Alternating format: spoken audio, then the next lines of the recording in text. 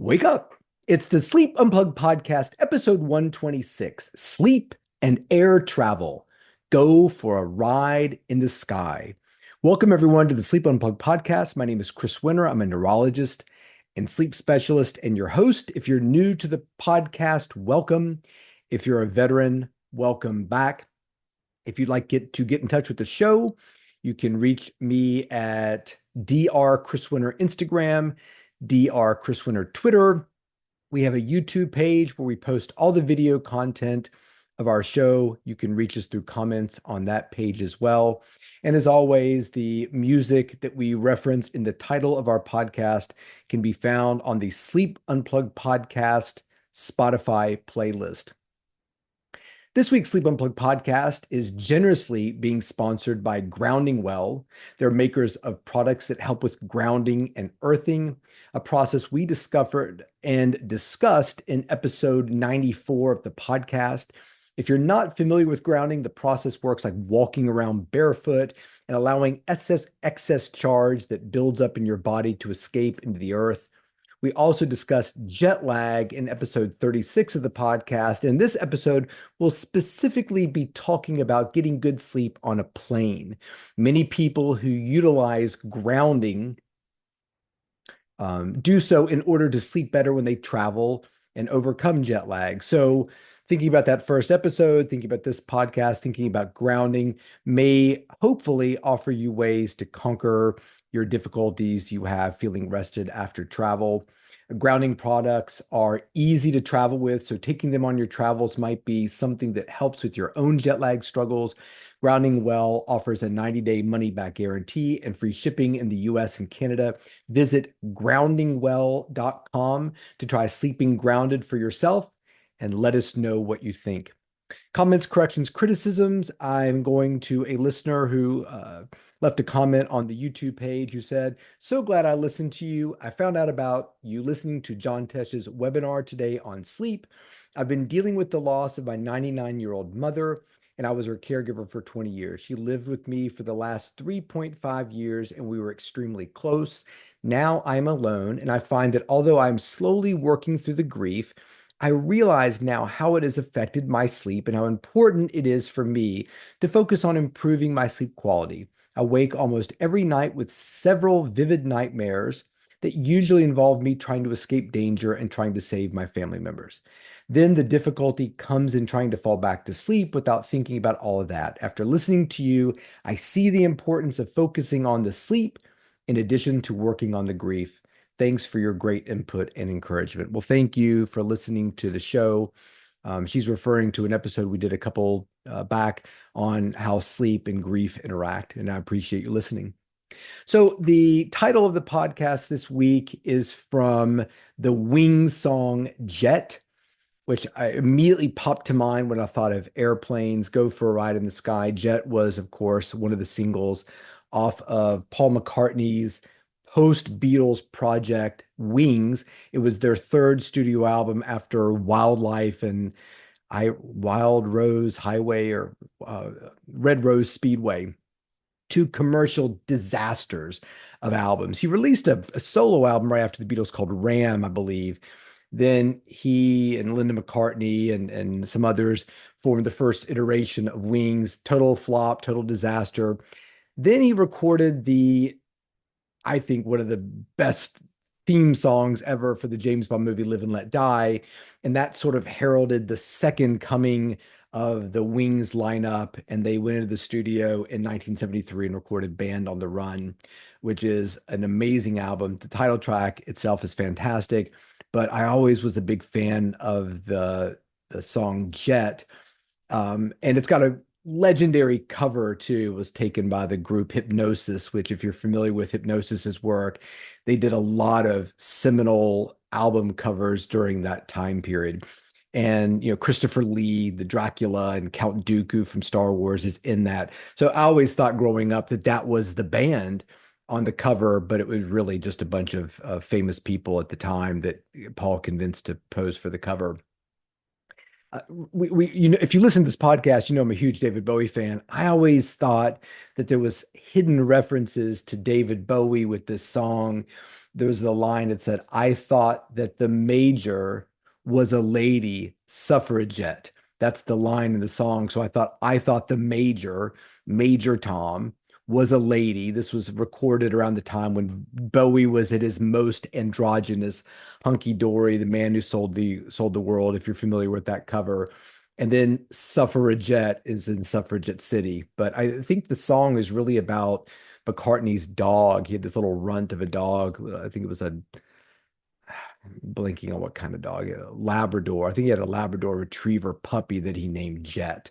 And I think that's what it was about. And maybe the major was something related to McCartney's father. But it's fun to think it might have been about David Bowie. So the impetus for this show was I do a lot of air travel. And even though we talked in episode 36 about jet lag specifically. So if that's what you're looking for, episode 36 might be for you.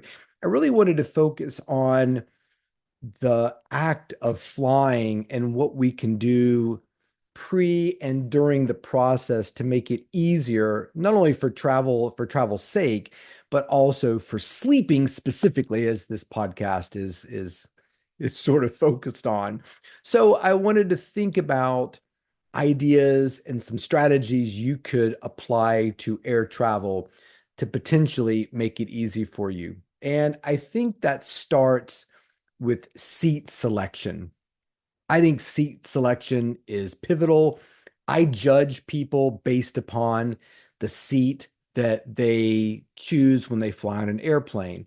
I am convinced, and you'll have trouble convincing me otherwise, that if you're choosing middle seats, you're probably a serial killer or you might have those tendencies. Nobody chooses the middle seat. So I'm going to, for the purposes of this podcast, I'm going to assume that everyone listening is either an aisle or a window person. If you're a middle seat, the only time it is acceptable is when you are with your partner and you are giving your partner the aisle or you're giving your partner the window and you by default have the middle seat.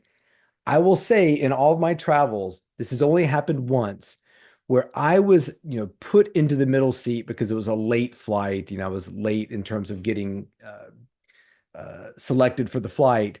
And I was between a couple. And it became very clear before the airplane ever even took off that I was between a married couple.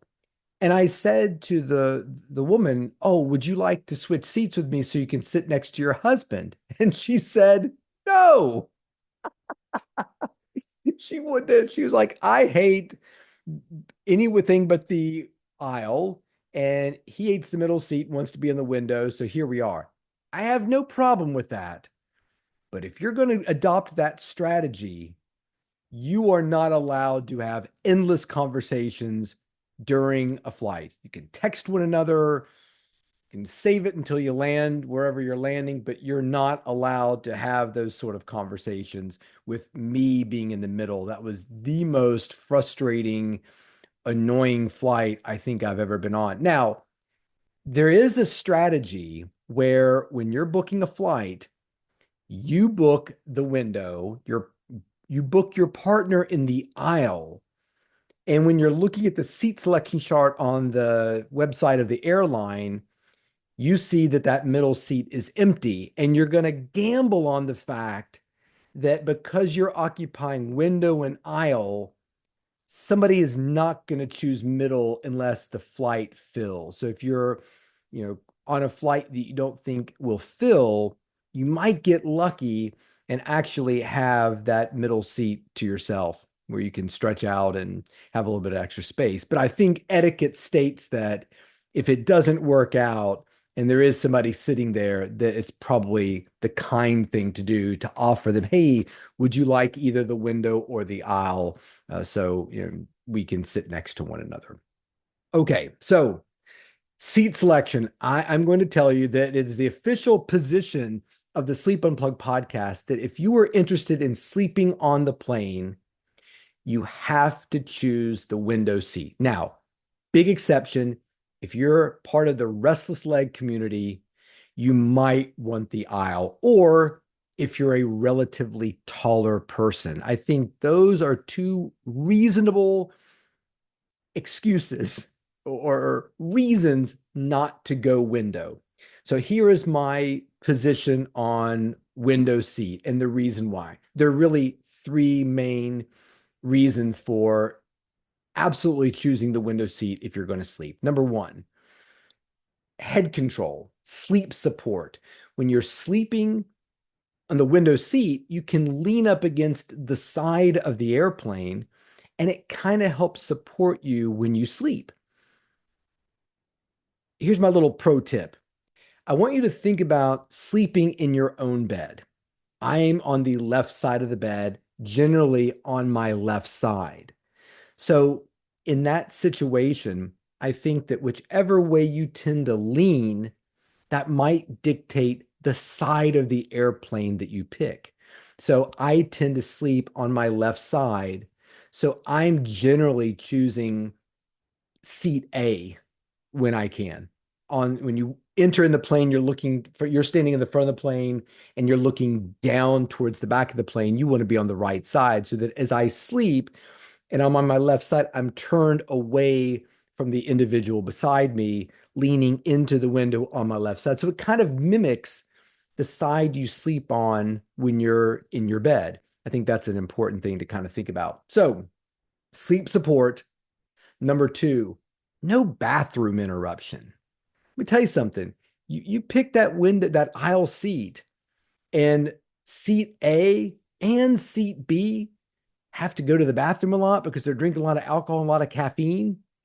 You're going to have to, you're sort of saying to yourself, I'm willing to be tapped on the shoulder over and over again during the flight to let them up to go to the bathroom. And then once they go, you got to kind of sit there and wait for them to come back. You can't go to sleep because you know they're coming back. And sometimes that can take a while. And as soon as the guy in B gets up, the gal in C needs to get so the gal in A needs to. So I think you choose A because that way you're the one disturbing people, not the other way around. If you even get up, I rarely get up during a flight unless it's a really long flight. So no bathroom interruptions. You're getting support for your sleep, and you're also getting window control. Here's another pet peeve of mine. You're on that crazy flight that takes off at 5:15 in the morning. And for whatever reason, you're in the middle seat or you're in the aisle, and the person controlling the window wants to look out of the window the entire flight, which means it's wide open, lights coming in. I can't stand. I've literally been seated next to people. The entire plane is asleep. Every window is closed, except for this guy who is fascinated by how little everything looks out of the window, or like I mean, a lot of times you're just in clouds. There's nothing really to see. One time I actually asked the person next to me, "Do you mind closing the window?" And she said, "No, it just makes me too scared." So to me, you want that window control, you want that sleep support, and you definitely want to make sure you're not getting interrupted for the bathroom. Now, before you get on the plane, the other thing you have to establish is charger control. So I love the flights where if you're not in first class, there are three seats and two chargers. It's kind of like who controls the armrest. So I love this term. My wife sent me an article from a newspaper about airlines trying to cut down on gate lice. So what is gate lice? Gate lice. So when you get up and you're bored, they're like, okay, now boarding Sapphire Elite and Gold Platinum, and we'll now welcome military and people who need more assistance. And now we'll begin with group number one. Now, this is provided you're not flying South, well, even Southwestern, there's kind of a weird queue. But you have all these sort of groups, and they're trying to cut down the people who are group seven, but they're trying to jump up there and board with group two.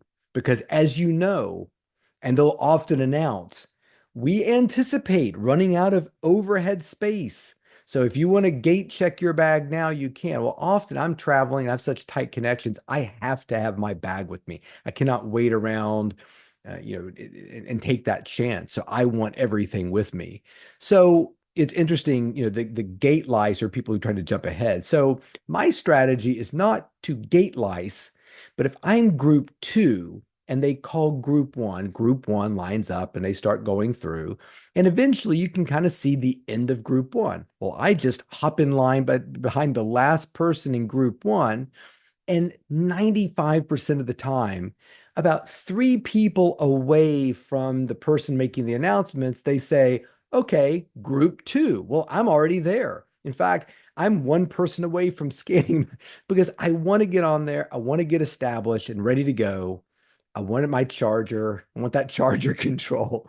And then I want to kind of move forward. So it sort of sets that tone. Plus, when you get on the plane first, I get there, my hood's up, my sleep mask is on, my earplugs are in, I got the little like it's clear when seat B arrives or seat C that, oh, this guy's gonna sleep. This guy is tired, he looks rough, he is ready to sleep. So to me, that's an essential.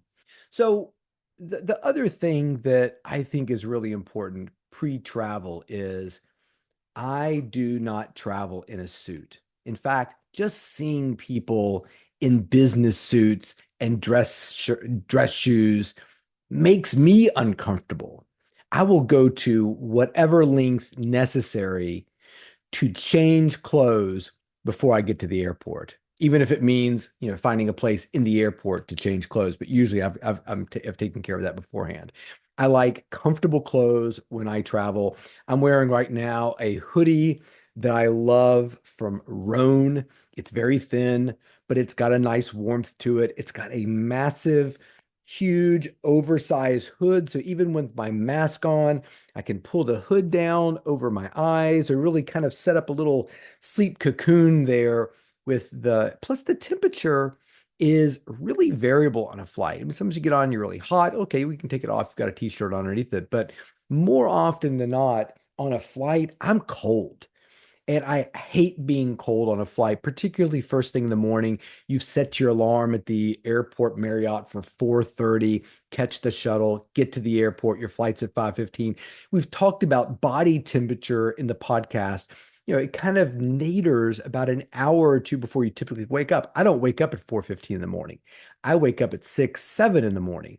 So I'm generally waking up to catch a flight when my body temperature is at its lowest. So a lot of times you wake up, you're freezing cold in the morning. So having something that you can wear that's relatively warm is really important. Got to ditch the suit. You cannot sleep well on a plane in business clothes, which also brings me to contact lenses. I generally wear contacts when I'm presenting and lecturing and doing, work kind of things. But I always take my contacts out before I fly and have my glasses on. So I think that's extremely important. So, what are my sleep essentials? What's in my computer bag right now? Three things. Number one, earplugs. They don't have to be fancy. I've got fancy ones. I've got the noise canceling ones, and I love, sleeping on a plane with them. But in my travel bag where I keep my laptop, I've got the little foam orange ones just in case I've forgotten my others, which I do all the time. I'm constantly forgetting my AirPods. So I think it's really important right now, just go out, get yourself some foam earplugs and put a few in your travel bag so you always have those. Number two, I have a sleep mask in my computer bag. I've got a simple mask. I've got a manta mask in one bag. I've got a Swanwick mask, I think, in the other. We're going to be talking about some really interesting masks coming up, some really luxe masks on our sleep gift giving guide, which is next week. Tune in if you need gifts for people this holiday. We're going to have all kinds of sleep themed gifts to talk about. But the mask that I want for the plane is simple, cheap in case it gets lost. A lot of times when you wake up on a flight and you're shuffling around and getting your bag, something falls and you don't see it. So I don't necessarily need the most, deluxe mask on a plane. I just need something that cancels out light and is easy and it's there in my bag. The third thing I have is something to support my head and neck when I sleep. I've always really liked the Nap Anywhere, mainly because when it's folded up, it is as flat as a dinner plate and extremely lightweight. So I've got all kinds of different sort of things I can use for support. In fact, we'll talk about one on the sleep gift giving guide called the sleeper hold, which is really interesting. But for just to have in my bag, the Nap Anywhere fits, doesn't take up much space, is very lightweight, and again, very thin, so I can literally have it in there with my laptop, and it's not making my bag bulge. Because the last thing I want is a big bag at my feet, especially if I'm carrying luggage and that's in my overhead compartment. So, those are the non-essentials. What are some other things that you could consider if you're flying? I think another one that makes a lot of sense and can really make a big difference is some sort of foot hammock or foot, something that raises your feet. They actually make a little hammock that kind of hangs on the tray in front of you, and it allows you to put your feet up just, half a foot or a foot, you can kind of adjust the height.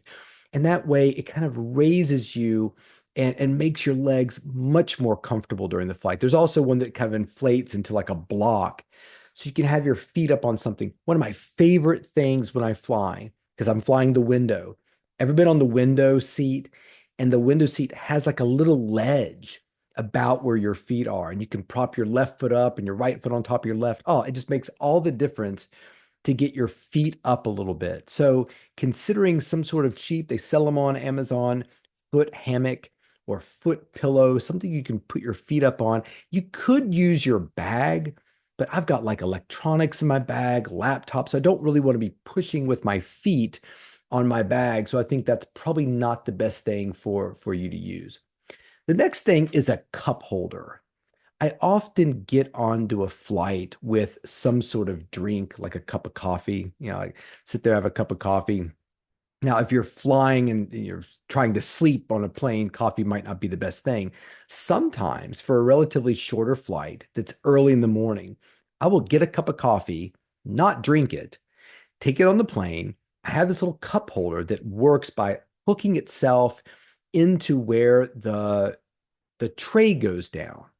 And it's perfect for holding a little cup of coffee. So I get in there, put the coffee in the coffee holder, sleep. And when I land at 7 a.m., 7:30, my coffee's ready to go. And I'm somebody who does not, I don't like iced coffee, but I don't mind if my warm coffee has gotten a little cooler. That's no problem. So, you know, get ready to land. Everybody put your seat up. I kind of wake up, start kind of getting myself ready to go. Got the coffee right there, ready to drink it as we are landing and people are jockeying to get out of the plane. I've got plenty of time to start sipping my coffee. So I'm way out of the plane, finding the Uber. But, by the time I'm in the Uber, the coffee's about done and I'm feeling a bit more awake and ready to go for whatever meeting I'm getting ready to deal with. Blanket. I think having a blanket is fantastic. It's not necessary if you have the right clothing, I think, but considering having some sort of travel blanket is really nice. I just don't really like the idea of the airline travel blanket. I always feel like somebody is manufacturing this out of laundry lint somewhere. Some entrepreneur said, I will take all the laundry lint you have off your hands at this massive industrial, laundry dry cleaning complex. And they've figured out a way to bind it with a resin and make some sort of blanket. It's just not, the difference of having a real nice travel blanket makes a big difference. And you can ball it up and kind of make it into an extra pillow. Do you ever get into a position where everything is perfect, but you're sleeping on the side of the plane? You've got seat A, but the armrest next to the side of the plane is kind of digging into you, and you can't figure out how to unlatch it and get it upright. Sometimes you can fold that blanket up and kind of set it against the armrest and make a softer place for your body to lean up against it. So having that blanket can be really nice, not only in terms of temperature, but also sort of a flexible, sort of moldable pillow that can help you with your sleep. I like bringing some sort of book, and my criteria for the book is it's a series of either short little anecdotes. Like I just recently read a book about, kind of weird happenings around the world that, things that may or may not be true. It's kind of a funny book, but it was very short. Like, can you talk to plants? And it was, 10 pages and that was done. And it was something else that, some news of the weird, or maybe something like a Dan Brown book where each chapter is a very digestible couple pages. Langdon or whatever goes into the library and the guy's shooting at him and he gets away, but he leaves behind a clue. End of the chapter. Next chapter starts another narrative or something. So I like something that is very easily digestible in pieces. I like a book that is small, paperback, something of that nature, something that's not a particularly deep thinker for when, you're taking off. You might want to read and relax and do something, but you're not able to access your electronics. Plus, the light and the electronics and the temptation to play a game or check your email or something, I think is something best left to you. So I like to control that charger because when I arrive, I want my phone fully charged.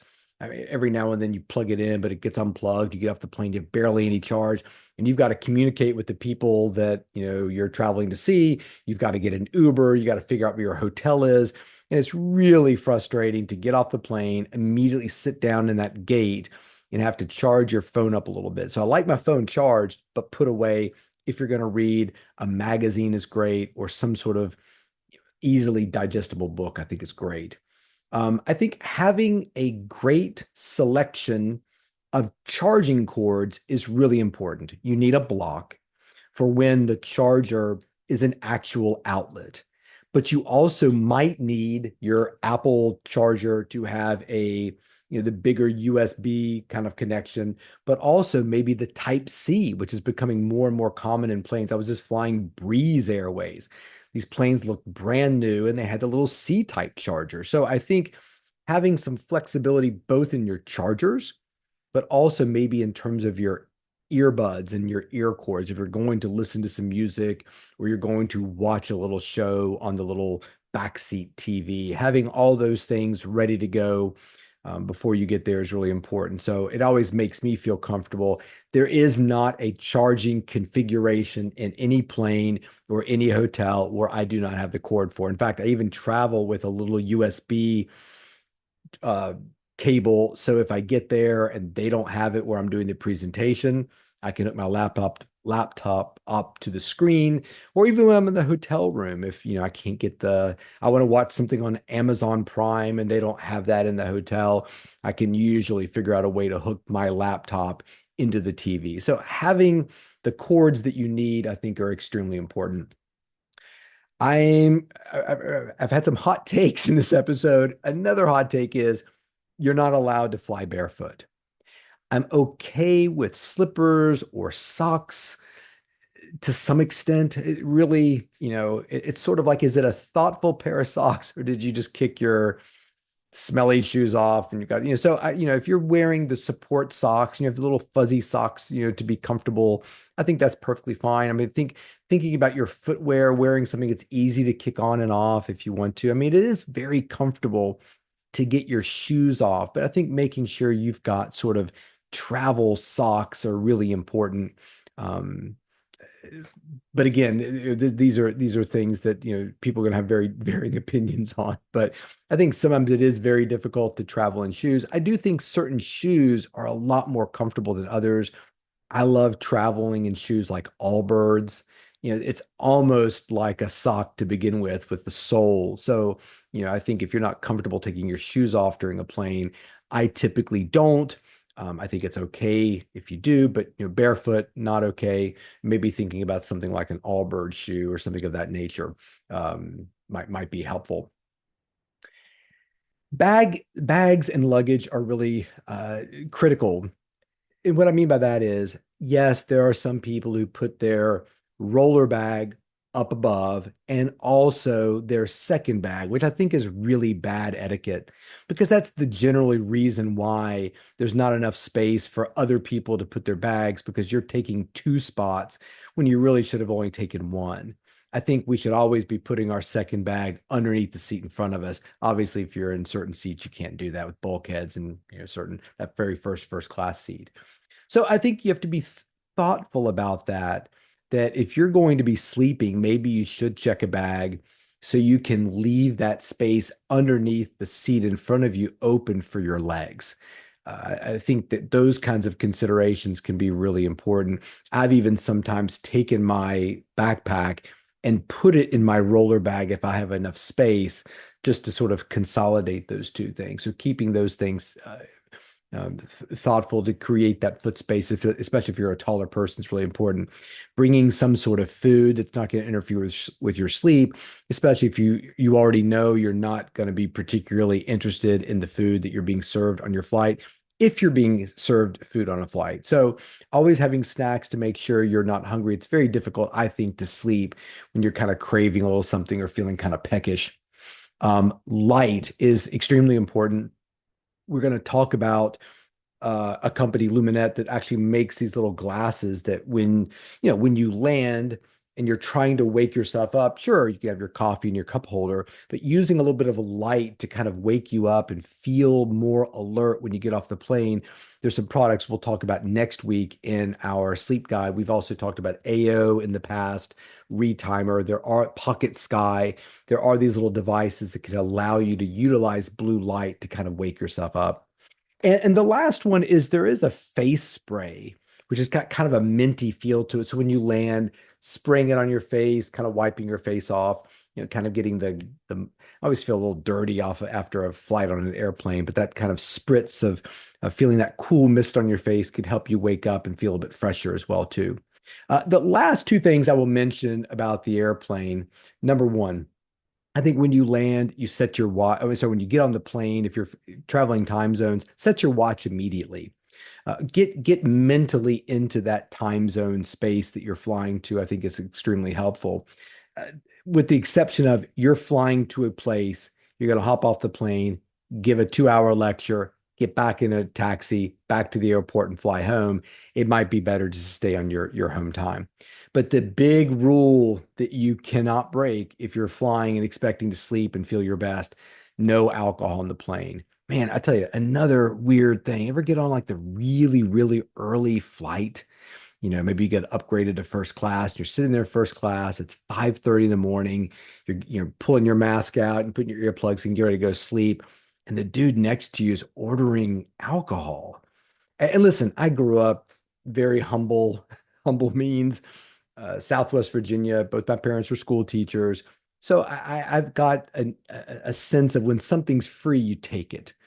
And but I think you have to fight that instinct of yes, you could get any alcoholic beverage you wanted to at 5:30 in the morning. Why are you drinking this early in the morning? Because it's free.